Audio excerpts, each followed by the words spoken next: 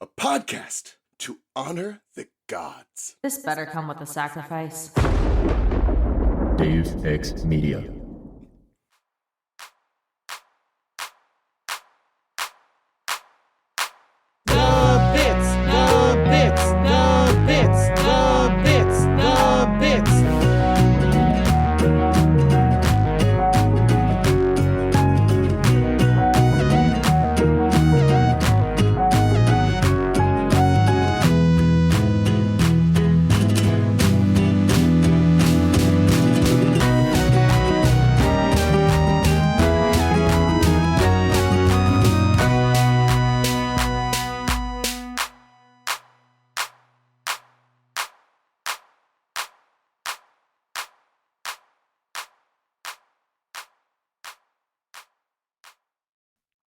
The end bit will always be until and unless it happens. Just us being like, hey, you should message DashCon 2 people and get them to have us as featured guests. I'm committed to this bit. I want to be a featured creator at DashCon 2, but only if they pay at least for my hotel and air travel. I will second this. Welcome to the bits hosted by your favorite jam buds, Robert. And Charlie! In a new location. In a new location. It's really funny to me how the last episode ended with me being sappy and being like, good luck on your move, as if you weren't moving that same week. And then this episode we're recording like 2 days after you moved. So, and the episode where I'm all sappy about good luck with your move comes out after you've already kind of finished your move, right? Yeah, ish. I mean, I'm here. I'm still getting boxes in the mail. That's the thing. I'm still waiting on a box. One of my boxes is late. Are you here? Are you queer? Are you in the gay part of Chicago? I hear there's a gay part. I don't know. I don't know what the gay part is. Do you want me to say you moved to Chicago? I can cut that out. That's fine. It's Okay. not the actual, place, technically. So. You moved to Illinois. I moved to Illinois. There you go. Illinois. Illinois. Hey, but Charlie. Yeah. I think you and we have a story for a certain someone. We have a story to tell? Is it for Steven? Yeah, it's a story for Steven, which is season 1, episode 48, which premiered April 9th, 2015. This is my favorite episode of Steven Universe. Yeah, you did say that as soon as you started watching it. I got 2 messages from Robert. Oh my god, it's my favorite episode. Let's go! I did not remember the title of the episode. You messaged me reminding me that we had this recording. I was in the middle of gymming, and I'm like, oh, you know what? I'll watch the episode in between my sets. Fantastic. And then I saw the promotional photo. I'm like, oh my god, it's this one. I love this episode so much. It's a good one. It's a very good one. It's a really good one. But before we continue, hey, Mr. Postman, did he bring us any post? I did not get any posts. No posts. None post. Postman's not even bringing your boxes, so I mean, how is he going to bring us fan mail?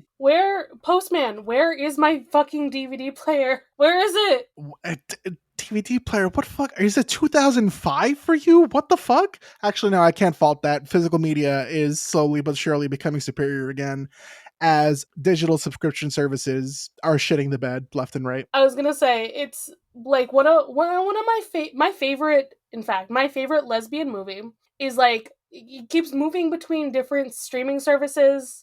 So I was just like, you know what? I'm gonna just buy the DVD and get a DVD player for my new place, and then I can make sure that I have access to that and a couple other things. Debs, right? Or is it a different movie? Debs, yeah.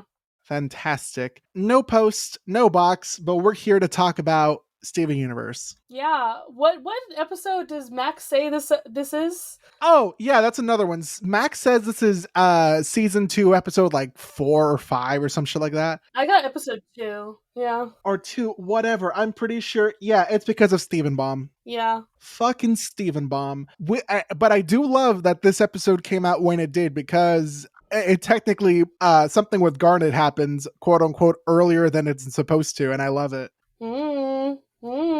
So the episode opens up with Steven and Greg in their van playing music. Greg is getting something and he knocks a photograph down, and Steven catches it, and it's a photo of Greg and this like honestly like Steve Buscemi looking motherfucker. Wait. Imagine they make a live action Steven Universe and that's who plays Marty. It would be perfect. I mean, you'd have to like age down Steve Buscemi, I guess, a little bit. But or you know what, Jim Carrey would also work. Hey, shout out to current time in which the Sonic 3 trailer dropped. Can't wait for the fans to shout in excitement as a girl gets gunned down. Oof. I love how I have absolutely said this about people who have wronged me. Steven asks who's the guy in the photo with Greg, and Greg's like, "Oh, that's Marty. He's an old amigo from way back when." He's dead to me. I love it. Like, just the whatever. He's dead to me. Like, hilarious. Amazing. It's really funny. And so Greg explains that Marty was his manager and he was there when he first met his mom. And Steven's like, "Oh my God, you've never told me this story." And he's like, "Yes, I have." And Steven's like, "Not with Marty in it." So I guess now we're getting the version of How I Met Your Mother? I Met Your Mother. Yeah, it's just How I Met Your Mother. Yeah, I'm pretty sure that's going to be the trivia. How I Met Your Mother, but also Marty's there. Imagine if they'd named the episode just How I Met Your Mother. Dun dun dun. And they just do like a parody intro. Yeah. And then he sings probably one of my all my favorite songs are Greg songs. That's valid. Greg has the best songs, okay? I am a sucker for like 80s, 90s, like punk or rock or anything like that.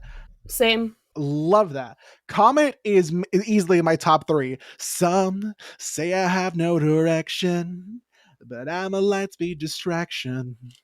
Well, that's a knee-jerk reaction. Still, okay, I can't sing because Cartoon Network will sue us, but it's such a good song. Listen, we get like this whole music video of like Greg singing this song, and then we go to real life where he's just singing it to nobody. POV us at DashCon with like 2 people there.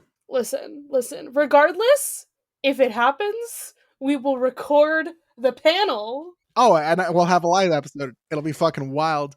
Hey, DashCon. What would you consider a successful DashCon? Because I would consider a successful DashCon. They pay for us to go there. I don't care how many people listen. They pay for us to go there, and then we get extra time in the ball pit. Now, piss free. No, in all honesty, listen. I would consider it a successful live show if we got that.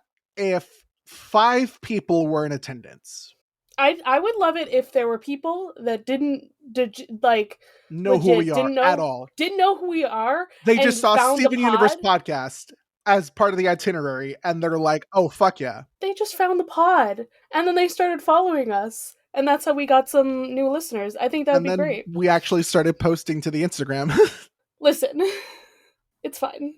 Nobody's in the audience except for Greg. Except for Greg. Holy shit, he's in the audience. He's watching himself. It's a metaphor. No one's in the audience except for Rose, and she claps and she's like, "Haha, it's funny, but like, what Starship? Like, where are you going?" He's like, "Away. How are you gonna get back?" "I'm never coming back." How terrible. Rose Kettle calling the pot black. I think it's so cute that like when you have no idea what the heck is going on here, you're just like, okay, I get it. She's an alien, whatever. It's the fish out of water, like trying to understand why he wants to leave, and also space themed things. It's funny because it's space themed. It's ironic. It's space. I love that it's the space train to the cosmos. Like that's so cute.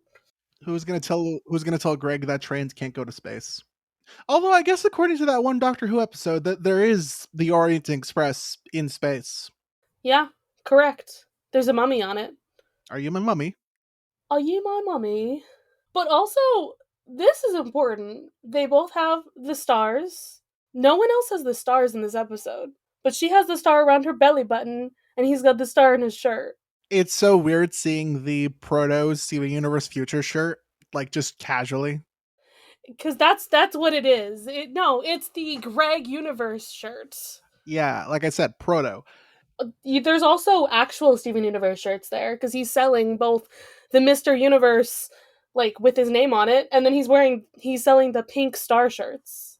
Steven just wears band merch. Was there a throwaway line, or is there a throwaway line that's like, oh yeah, you're just, all your shirts are just my old band merch? I mean, he says, at one point he says, I have no idea where any of my clothes come from. And then I think you see like a bunch of t-shirts in the van, possibly. It's I don't just, you're know. supposed to draw your own conclusions. Yeah, but this is like when it's the most obvious that it's like, oh, it's literally just Greg's old band merch. Yeah.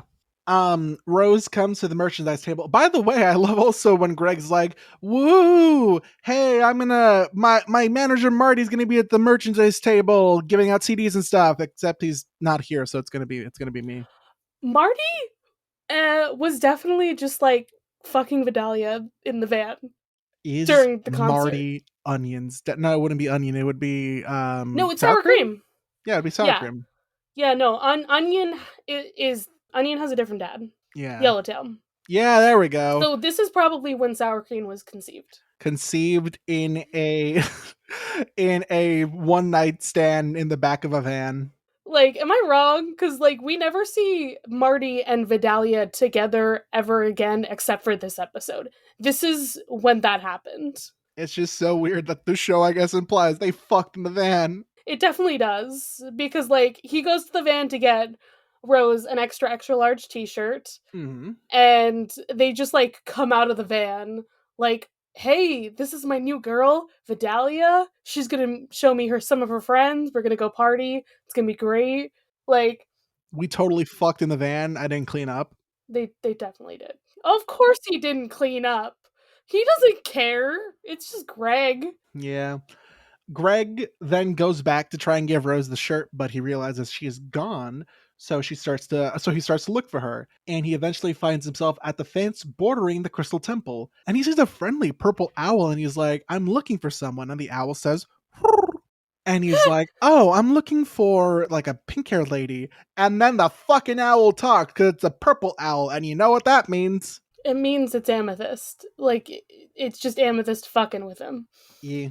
But the fact that he, like, climbs over the fence, yeah, he follows her all the way into the temple, which, it's weird when the temple, like, is just, like, open like this and there's no house. It's so weird to me. But Amethyst turns back into a person and, like, jumps at Greg. Little Amethyst is so fucking cute.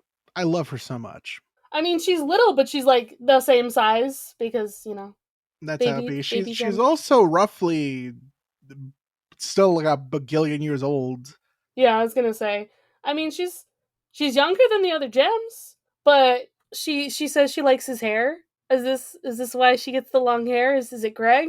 We haven't gotten the episode yet where Amethyst like keeps on regenerating, right? No, we haven't. No, that's later. Yeah, that's a good one. So Greg goes inside, and Amethyst is talking to Pearl and Garnet about Greg. Like, oh, there's some weird guy looking for Rose. Oh, there he is.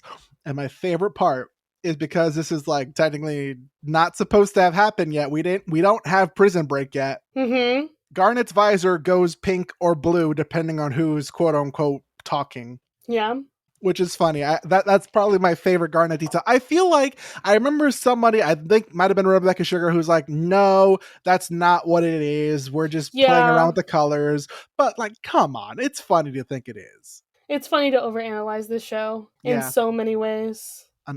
Overanalyzing a show on a podcast? Who do we think we are? Right? Who does a podcast? Who does a podcast?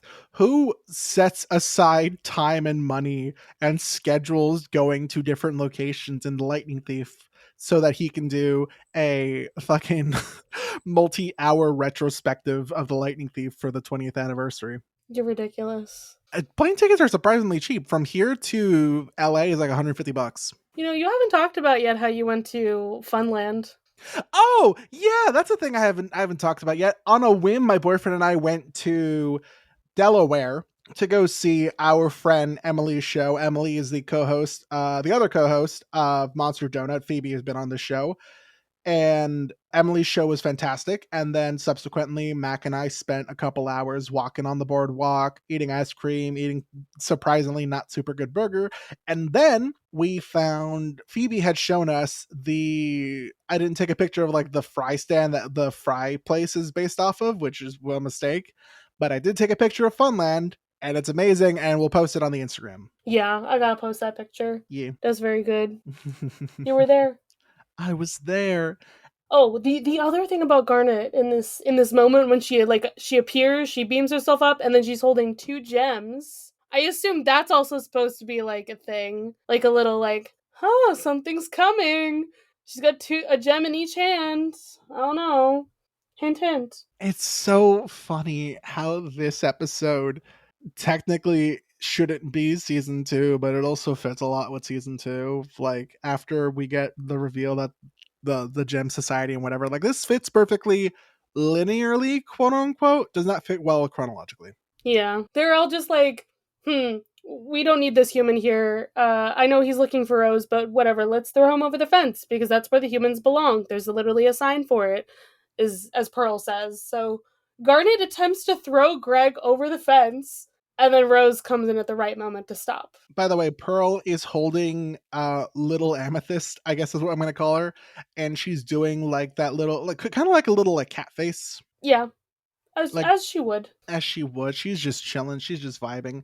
It's so funny to me that for no reason at all, Pearl's just carrying her like not like a child, like an infant, whatever. Yeah. Yeah, that's because she's like the little sister of the family. Right now, she is the Steven. Am I wrong? No, you're not wrong. Honestly, pre-Steven Gems is such an exciting world that we don't get a whole lot of info on. Mm-hmm. I think we only have this episode and 3 gems and a baby, and that's it. I think you might be right about that.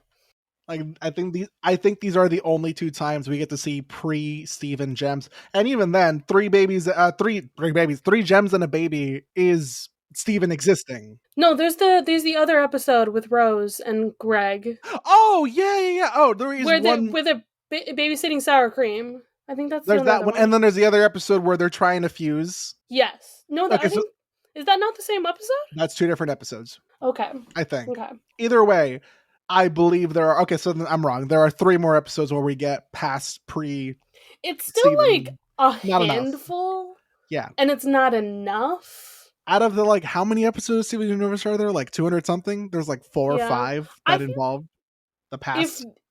If they really wanted to, Rebecca Sugar could have made like this, like the Greg and Rose like story into its own miniseries. I complain so much about how modern shows are 8 episodes long and they take 2 years in between. It's fucking terrible. Can we please go back to yearly releases of 20 plus episode seasons? They're not going to. COVID ruined TV. But this might opportunely be a perfect instance for an 8 episode like mini prequel show that Rebecca Sugar could release. Be like, here's 8 episodes from when Greg and Rose first met to when Rose dies. I think it would be a very good arc to like actually show a bit of like Rose and her thought process on like becoming Steven. The reason an 8 episode structure would work in this instance is because we already know Greg and Rose's character pretty well. We don't need to establish much of anything other than how they go from point A to point B. My big problem with modern shows, and a lot of people have the same problem, is hey, we have 8 episodes and it's just plot. It's going from A to B to C to D. We don't get enough time for the characters to sit down and just talk and express who they are as people. Rose then, as we said, shows up. Greg gives her the shirt. I love it's like a XXX shirt, I believe it is, which is fantastic. Yeah, and he's like, wait, Rose is like, oh, he's a musician. His gimmick is space. Because we know something and he doesn't know. And then they're like, ooh, you should play something for us. And Garnet's like, better be good. Shows the gauntlet like she's gonna punch him if it's bad. And he's like, oh yeah, I would. I'm working on some new sets for my next show. Shit, what time is it? Nighttime? I love Pearl so much. Like, yeah. They don't wear watches. They don't understand the concept of time. They're thousands of years old. Yeah, to them, 5 minutes is like less than a second. But it's at night, and Greg's like, "Ah, shit, Marty's probably leaving without me. I gotta go." And so he leaves, and Pearl is like, "I can sing." And they're all laughing at her. It's just funny. I mean, like, she can. We do know that. Mr. Greg. Mr. Greg, it's, oh god, I can't wait till we get to that episode.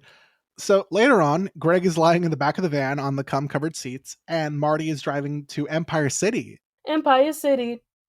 It's funny that we're going to go to that city in a future episode. Also, I love how you just glazed over me saying cum-covered seats.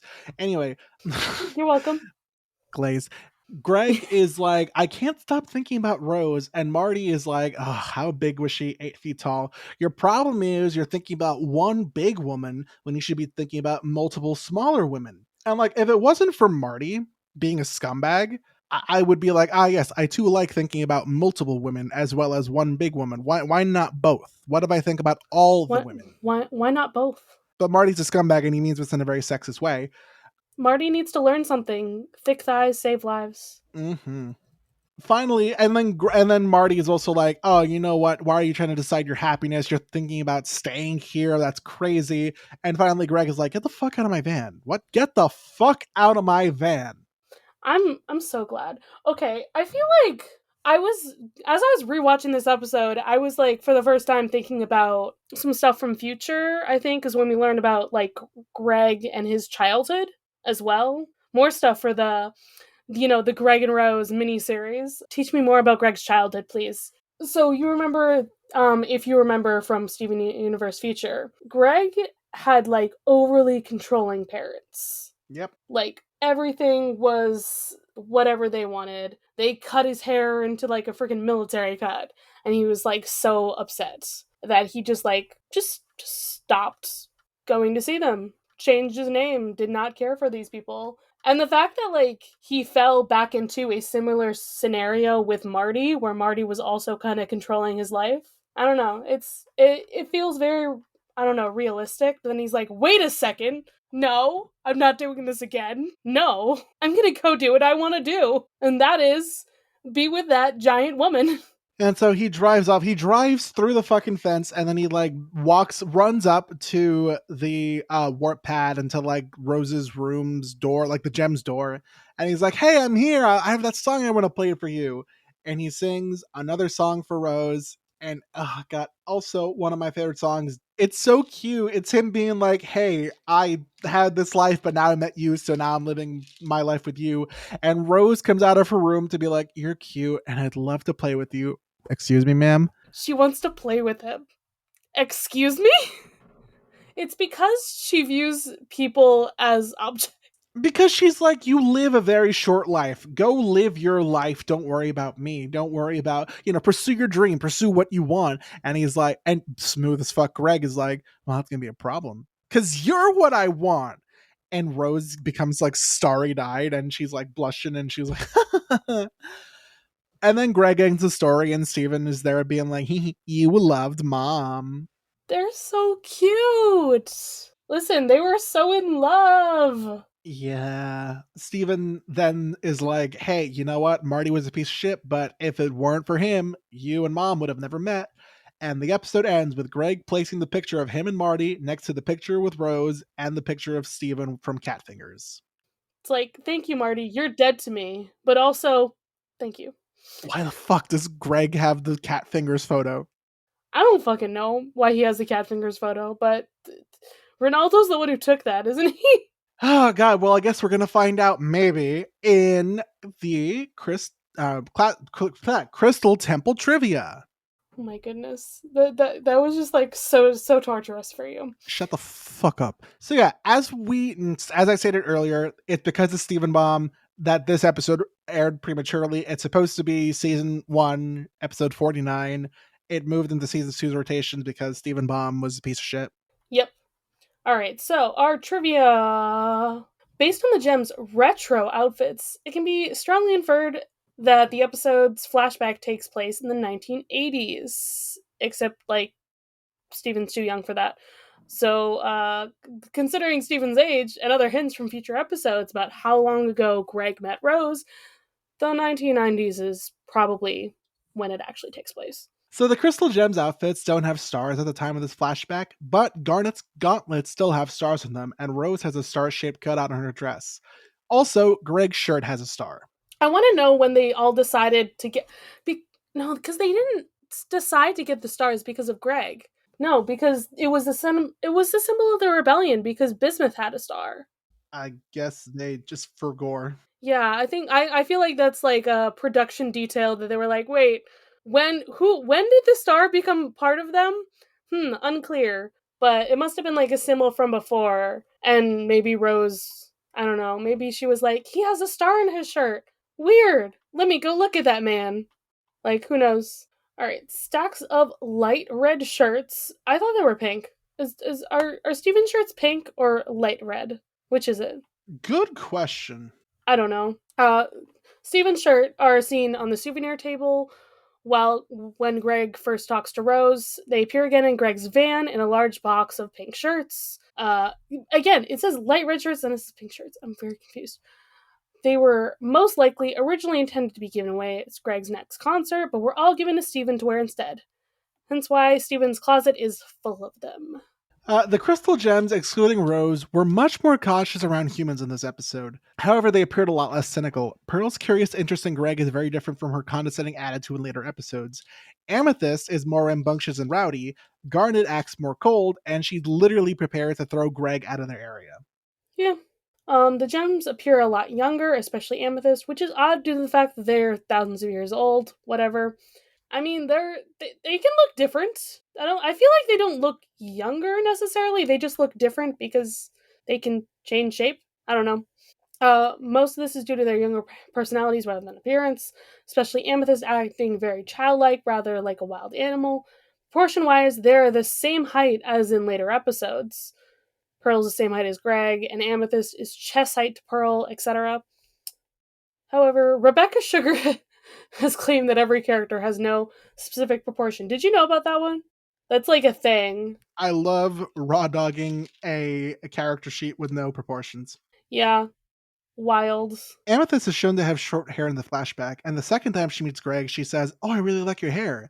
This is probably why her later hairstyle is similar to Greg's previous style. It is shown that Rose can display the same star-shaped irises that Steven has at times. The same happens along with her laugh.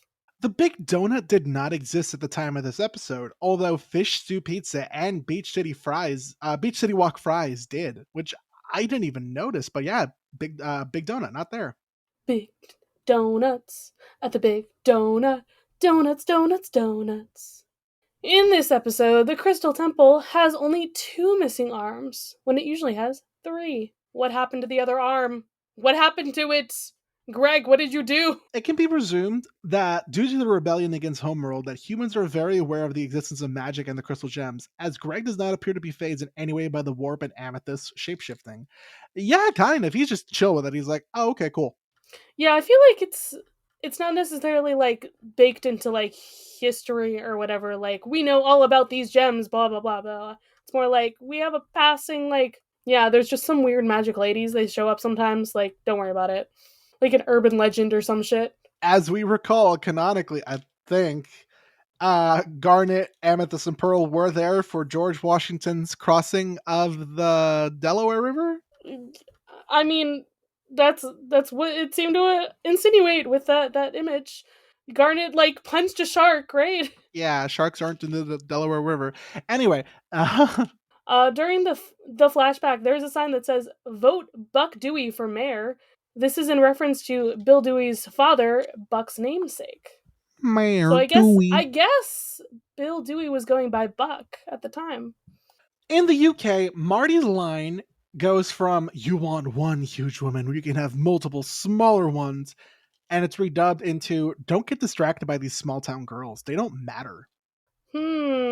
Interesting why the UK was upset by that and like no one else. The UK are like, we respect women here. We like them big and broad. We like them little. We like women. Women. Sparkle, women, sparkle. All right, our cultural references. Marty is portrayed by guest voice actor John Worster. Outside of Steven Universe, Tom Sharpling, the voice of Greg Universe, and Worster are a comedy duo who are the main feature of Sharpling's radio show, The Best Show, formerly broadcast on WFMU. Marty falls somewhat in line with the many seedy/creepy characters that Worcester has portrayed on The Best Show. I did not know that. Fun fact, WFMU is apparently a radio station in New Jersey. There you go. And I live in Jersey now. Marty calling Greg Starchild might be a reference to the persona of Kiss guitarist and singer Paul Stanley. It's also possibly a reference to David Bowie's Ziggy Stardust persona. Bowie, similarly to Greg, wrote a lot of outer space themed songs, with one of them being called Starman. How the fuck do I explain this one? Okay, when Amethyst is in her owl form, she has like weird shapes on her chest, I guess, that are similar to those of Totoro from Studio Ghibli's My Neighbor Totoro. Greg's album Space Street to the Cosmos and his conversation with Reg about it might be a reference to the manga/anime series Galaxy Express 999, about a boy riding a train through space that stops at different planets. There you go. There is in fact a space train to the cosmos. In the first flashback scene, Greg's guitar is likely a reference to Kramer guitars, due to the headstock and general shape resembling that of a Kramer in the 1980s and saying Jader on the headstock. This episode revolves around the first time Greg met Rose. The exact moment is mentioned in Laser Light Cannon. In his van, Greg has two pictures. They are the picture of Rose and himself in the ocean frame Amethyst gave him in maximum capacity, and a picture of Steven with cat fingers from Cat Fingers taken by Ronaldo. There you go. Why? I don't know why he has a picture of the trauma. The fence around the Crystal Temple's beach, previously mentioned by Pearl in Full Disclosure, which is an episode we haven't gotten to, appears in Greg's story before he runs it over with his van. Yep. Greg plays the same short song at the beginning of the episode as he did in The Message. Again, these are episodes that we haven't gotten to yet. Pearl's outfit in this episode was seen very briefly as a silhouette when she regenerated in Steven the Sword Fighter. The Mr. Universe t-shirt that Greg gives Rose was also seen in Lion 3 straight to video inside Lion's Mane. Steven claims in Lars and the Cool Kids that he has no idea where his clothes come from. Oh, that's where it was. Stacks of pink shirts are shown as Mr. Universe souvenirs in this episode, answering that question. Yep. The manner in which Greg stops his van in order to throw Marty out, as well as the location near Beach City Limit Sign, is identical to when Steven forces Greg to stop the van in The Return, which we have not gotten to either. The manner in which Greg drives his van to the beach, as well as the location, is identical to the way he does in the opening sequence in every episode. In Steven's birthday, it is revealed that he was 22 years old during the events of this episode. Alright, Charbine, who are you giving your Pearl Point to? Oh my goodness, who does my Pearl Point go to this episode? I always go for the little guy, and the little guy in this instance is just little Amethyst being carried around by Pearl doing little cat face. What if I want to give my Pearl Point to Greg? What if I just give it to Greg for following his dream of being with a giant woman and also kicking Marty out? Yep, he was the big boy this episode. Love him so much. And then the question. I mean, hey, Charlie, would you up and change your life for love? I already have, so yes. Bada bing, bada boom. I also technically did. So hey, oh my god, Greg is a U-Haul lesbian. Oh god, Greg. Does that mean Greg is gay? Obviously. Listen, him and Rose are bi for bi. Mm. He's a musician, okay? I just edited part of my merch script talking about these Seaweed Brain and Wise Girl rings, and I added in a segment that's like, hey, most of the fandom thinks Percy and Annabeth are bi for bi. This is the most heteronormative bullshit you can push on them ever. They are in my brain, they are canonically bi for bi. Yeah. No one can take this away from me. No one should take it away from you. What we should take away from the listeners is the experience to listen to more of this episode, because it's done. We're finished. It's over. We're done. Okay, bye. It's over, isn't it? Isn't it? Isn't it over? But we can't end, of course, without saying, if every podcast were perfect, we wouldn't have the bits. Bye. Bye.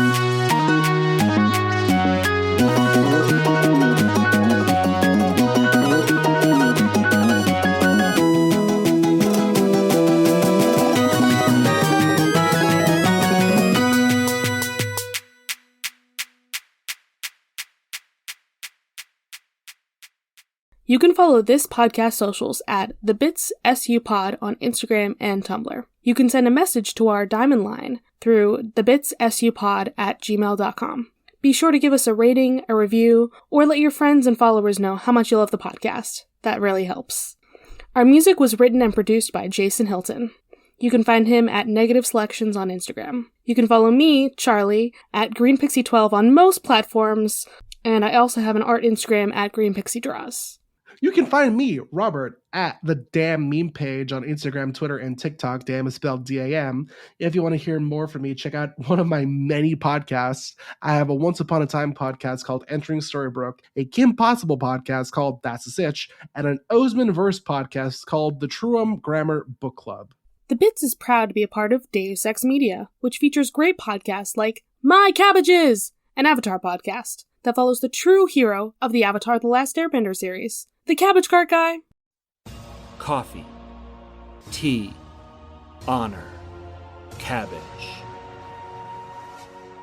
Long ago, the four elements lived in harmony. Then, shit went totally cray when the Avatar attacked. Only the Cabbage Man, merchant of fine cruciferous vegetables, could stand against his trolling. But when the world needed some dank veg, he vanished. 10 years have passed, and my partner and I have started a new podcast. My Cabbages! An Avatar podcast. A weekly show about Avatar The Last Airbender. Whether it's Sokka's new line of cologne, Hey, look at you, sitting there on a seal. Well, now look back at me. I'm on an even bigger seal. Now look away. D&D related antics, You have to make an acrobatics check for that, and Aang just like unzips his pants and whips out his d20s. He's just like, I got this. or randomly breaking into song. Go bending waterfall. We'll stumble our way through the greatest show ever made, one episode at a time. You can reach us at CabbageCast, which is our Twitter, or Subscribe wherever you catch pod. Rotten cabbages? What kind of slum do you think this is?